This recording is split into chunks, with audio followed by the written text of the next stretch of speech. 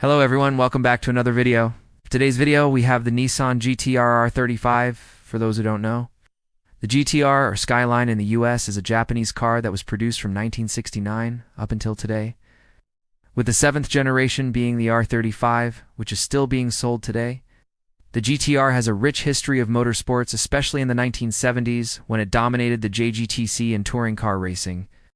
It's also famous for being featured in many Initial D chapters, drifting up mountains. Let us take a look at the spec sheet of this beast and then talk about some of its notable features. The GTR has a 3.8-liter twin-turbocharged V6 engine making 562 horsepower and 467 pound-feet of torque. This engine is known to be very reliable and able to withstand high boost levels without any problems.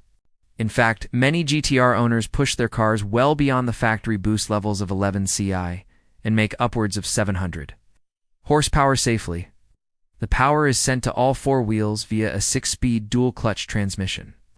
The result is a car that can do 0 to 60 miles per hour in just 2.7 seconds and quarter mile and 10.6 seconds at 131 miles per hour.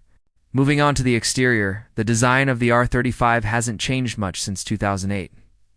However, it still looks pretty amazing even today. It has a long hood, short deck design, with sharp lines and curves that give it an aggressive stance on the road. The front end has a large V-shaped grille that is flanked by two large headlights. The side view shows you the wide body and the large 20-inch forged aluminum wheels, which are wrapped in 255/35/20 tires. In the rear, you have a ducktail spoiler, quad exhaust tips, and taillights that stretch from one end of the car to the other. Overall, the GTR is a very good-looking car that has aged very well over the years. But what really sets the GTR apart from other sports cars is its interior. The cabin of the GTR is like nothing else on the market today. It has a very driver-focused layout with a thick steering wheel, huge tachometer, and a plethora of buttons and switches that allow the driver to adjust various settings on the fly. The seats are comfortable and supportive, and there is plenty of room for both the driver and passenger. The rear seats are also usable, unlike many other sports cars. And the trunk space is pretty big too. You also have a lot of standard features such as Bose sound system, navigation, and heated and cooled seats. But you also have a lot of optional packages that you can choose from, such as a carbon fiber interior trim, a premium audio system, and a track package. That adds a lot of cool features such as a roll cage racing seats and a fire suppression system. The base price for a 2023 Nissan GTR is $113,500. And if you want to add some of the optional packages, you can easily bring that up to $150,000. Is it worth it? Well, if you want a car that can do 0 to 100 km/h in under 2.7 seconds and put a smile on your face every time you drive it, then yes, it is definitely worth it.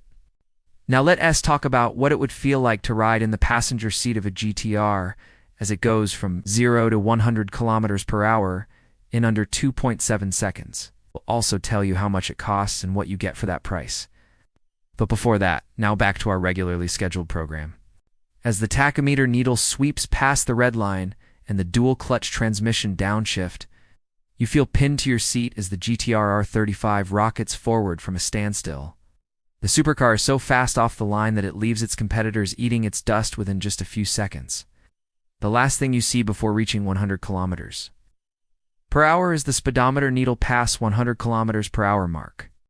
As the world outside blurs into a tunnel, you realize that you just experienced one of the fastest acceleration in a production car ever made.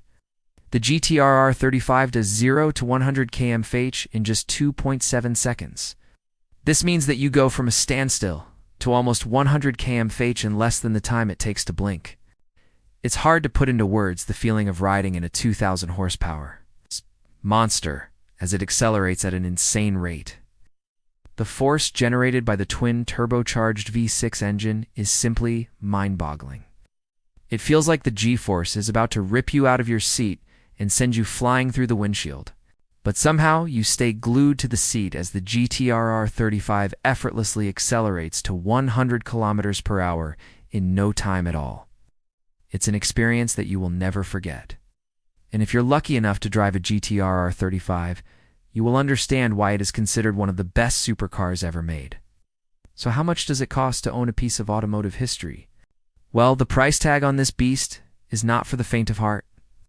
The GTR R35 starts at around $113,500 and can go up to $150,000. $0 with all the bells and whistles. For that price, you get a car that can accelerate from 0 to 100 km/h in under 2.7 seconds and put a smile on your face for miles. But it's not just the speed that makes the GTR R35 so special. It's also the handling, the steering, and the overall driving experience.